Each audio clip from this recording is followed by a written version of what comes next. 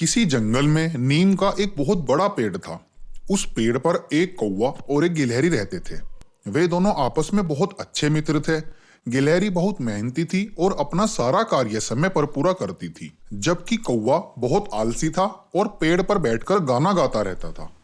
एक बार गिलहरी ने कौवे से कहा, इस बार अच्छी वर्षा हुई है, चलो हम दोनों खेती कराएं। जो अनाज पैदा होगा उसे आपस में बांट लेंगे। इस पर कौवा बोला, तू चल मैं आता हूँ, हरी डाल पर बैठा हूँ, चुपड़ी रोटी खाता हूँ, ठंडा पानी पीता हूँ।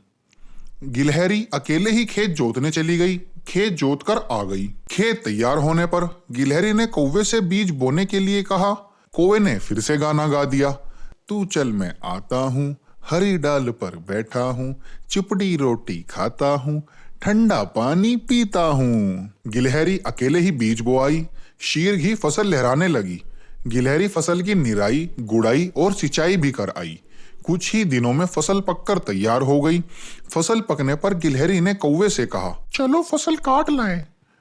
कौवे ने फिर से वही गाना गा दिया। गिलहरी अकेले ही फसल काटने चली गई और अपने हिस्से का अनाज काटकर घर ले आई तथा कौवे के हिस्से के अनाज को वहीं खेत में पड़े रहने दिया। कौवा पेड़ पर बैठकर गाना गाता रहा। कुछ दिनों में बहुत जोर से बारिश हुई।